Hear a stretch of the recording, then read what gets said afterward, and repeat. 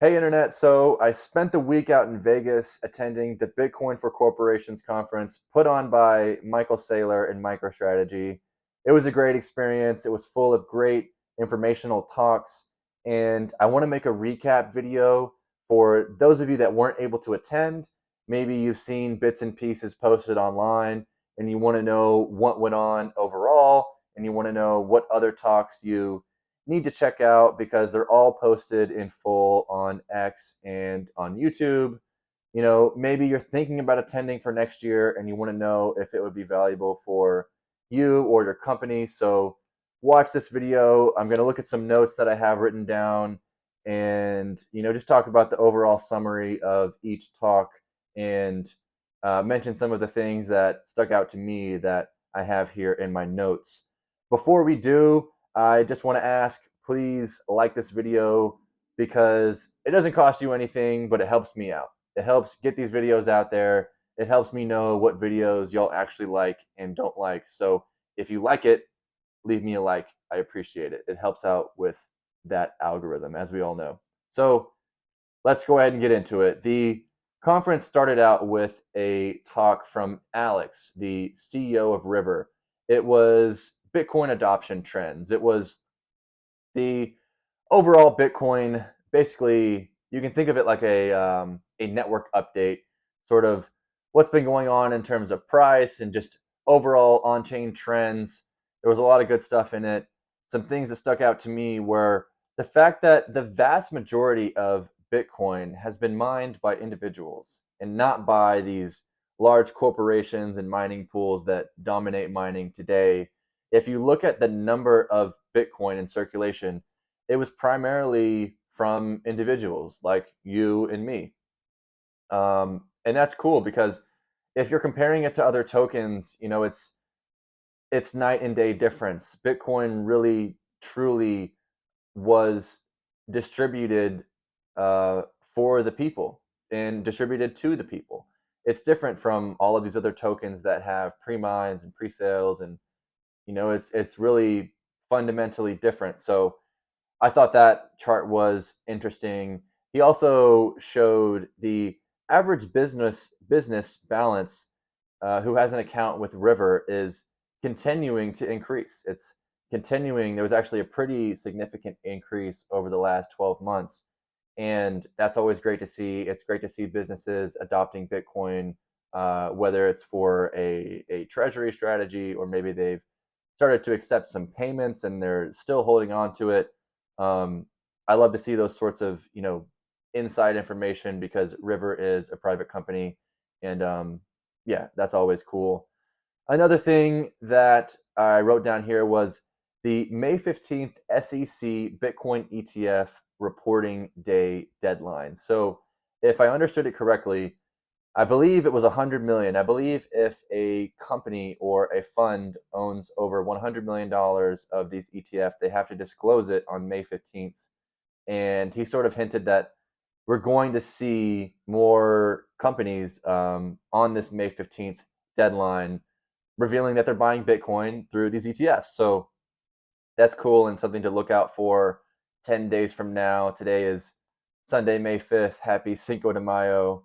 And also happy 1 billionth Bitcoin transaction that actually just went through today. So it's a double holiday. But May 15th, looking forward to that. And the last thing I have written down here is in or around the discussion of who's going to get to transact on the Bitcoin layer one chain in the future. Are fees going to price everyone out? And a quote that I wrote down was anyone who wants to, but not everyone. So completely agree with that and thought that was a really good quote. Moving on, the next talk, we had Kurok from Texas A&M talking about research and development in Bitcoin and what's going on over at A&M. Even though I'm a Texas Tech guy myself, I love to see what's going on over at A&M. They are the biggest university in terms of students in the United States, and they now have two Bitcoin courses at A&M. They've got one on, it seems like more of the Bitcoin code base, more of a technical course, and they've got another on finance and accounting in relation to Bitcoin, which is cool. They also have a lab on the A&M campus specifically for mining. They're doing different experiments with ASICs and mining rigs. I also wrote down here principlesofbitcoin.com is the sort of education website or education company that I don't know if it's a company. I think it's just a resource that Kurok is going to be coming out with soon, helping educate the world about Bitcoin. So I haven't checked it out yet, but look forward to principlesofbitcoin.com. And my other last thing I wrote down here, my favorite part of his presentation was this chart showing all that has gone into Bitcoin. Sometimes we think of Bitcoin as this immaculate uh, conception of a brand new technology. 2007, 2008, Satoshi created Bitcoin, and it's just this marvel of technology. But that is true. But in reality, Satoshi combined 30, 40, 50 years of uh, technologies and development and all kinds of Nobel Prize winning computer science breakthroughs all together into one. That's what makes Bitcoin special. And he had this chart that showed all of the different tech that has gone into Bitcoin itself. So check that out. Kurok and the research development happening in Bitcoin. Next, we had a talk on Bitcoin security from Saylor and Cesari. Cesari is the VP of engineering at Microstrategy, and they announced their brand new product called Microstrategy Orange. It's a form of decentralized identity. Um, I will acknowledge it's controversial. It's anytime you're having Bitcoin transactions, non-standard Bitcoin transactions, um, sort of there's an element of inscribing in order to cryptographically verify messages. They have an SDK, but they have a product specifically for Outlook to make sure that emails aren't phishing emails. Like I said, this is a bit controversial. I like it because I like experimentation. I think that's how we move forward. I think that's how we adopt a Bitcoin standard, invent new things, is trying out new things. My name here actually is On-Chain Cowboy for that reason. So it could be a bad product, it could be a good product, but the market will tell. And I'm all for that. I'm all for free markets and experimentation. So check that out. It seems to be meant for enterprises. This is not an individual product, so it's an enterprise software, which MicroStrategy is. That's what they do. They're an enterprise software company, and now a Bitcoin development company. So excited to see what comes from that. Next, we had a talk from Mike, the president over at Bitcoin Magazine. He gave a talk on Bitcoin branding and why Bitcoin is the most successful and most valuable open source movement in the history of the world. And it's one of the most valuable and recognizable brands in the history of the world. When you think about Bitcoin, it's as recognizable as McDonald's, Nike, Coca-Cola. It's up there. And it's all been done with a $0 marketing budget, and it's all open source. You don't have to pay a license to use the Bitcoin logo or to build a Bitcoin product. And I think that's a powerful idea where, we highlighted a lot of the products and services that are specifically Bitcoin or for Bitcoiners, talked about Bitcoin Beach in El Salvador, talked about PubKey in New York, and how they're leveraging the Bitcoin brand and becoming these communities built around Bitcoin. So it was a pretty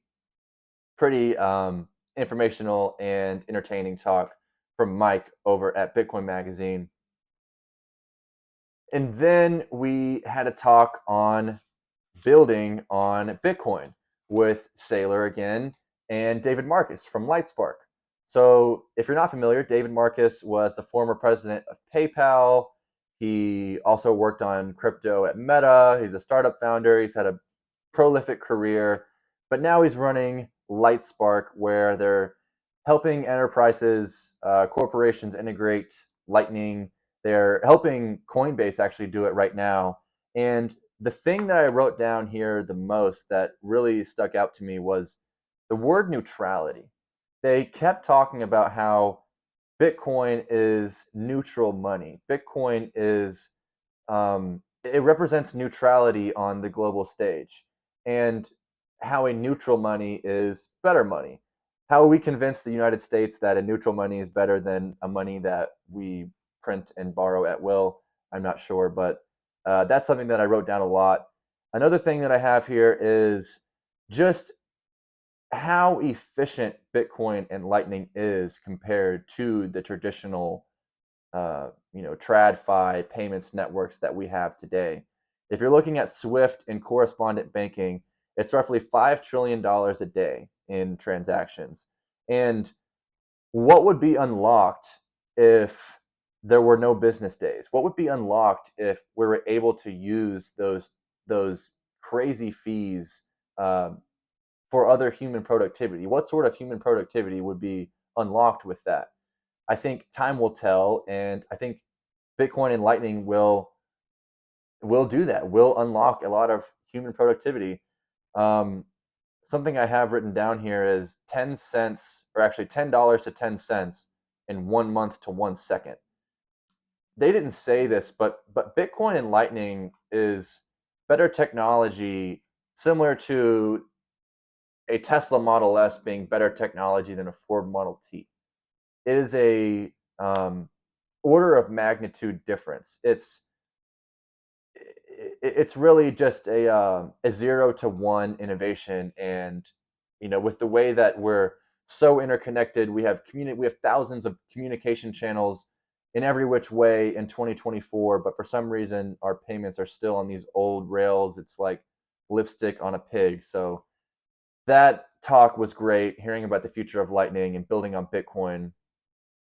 Let's see here. The next talk was the next day. It was Saylor, Bitcoin, there is no second best, which I think is and was his magnum opus talk. I think it was the best talk that Saylor's ever given. I think he's really been able to hone in the value proposition of Bitcoin.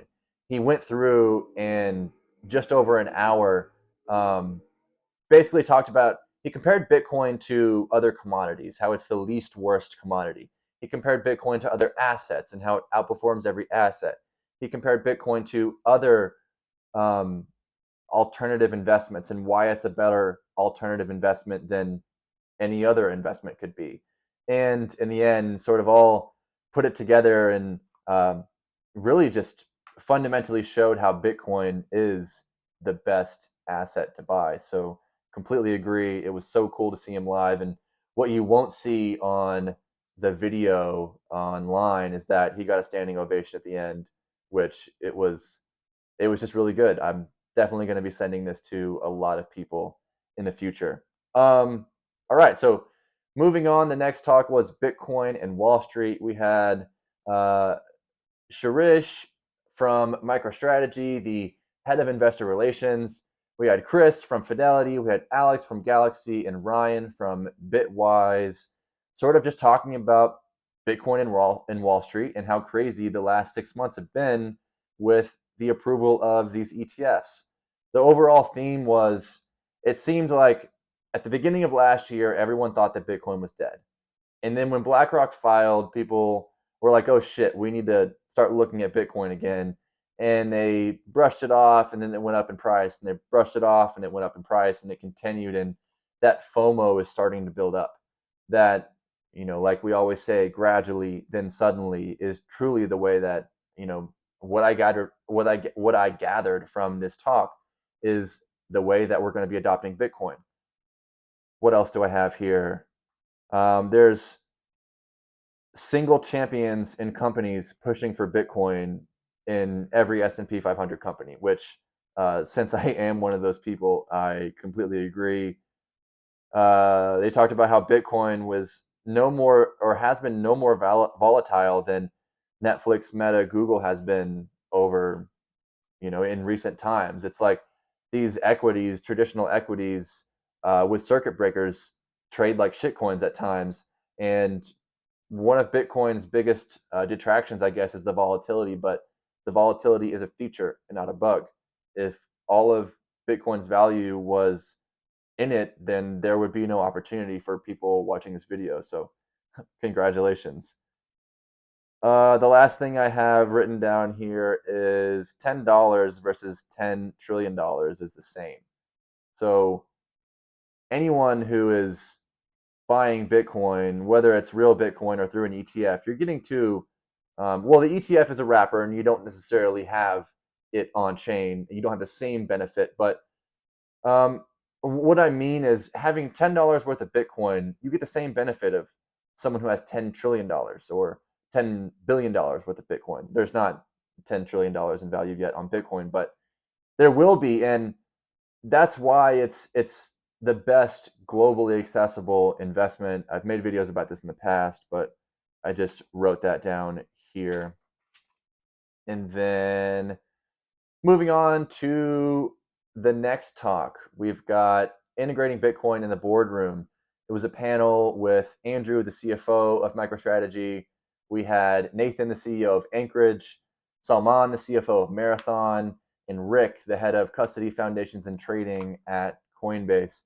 They talked about integrating Bitcoin in the boardroom.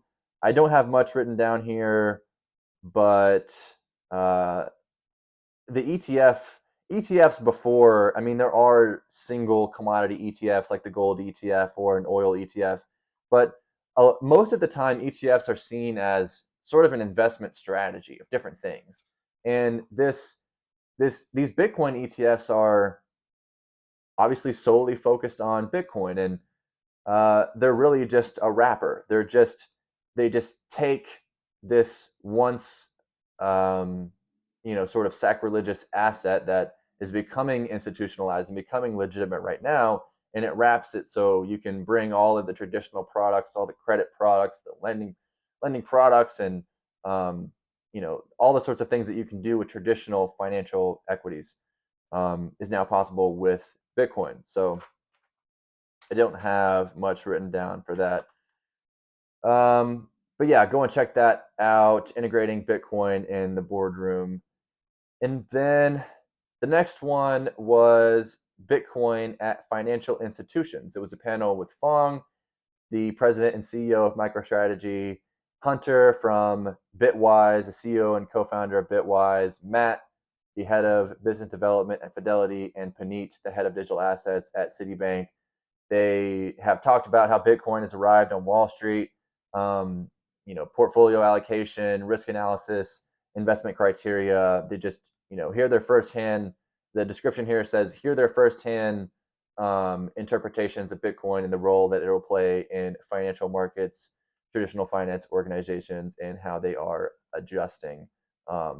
Which I didn't write that much down for this one either, but it was interesting to hear their takes on, the future of these Bitcoin ETFs and how they're approved now, and now it's their job to go and tell the world about them. And then I actually missed the next talk. It was regulatory roundtable, shaping digital assets with Ming, general counsel at MicroStrategy, Dax, who is a partner at Perkins Coie.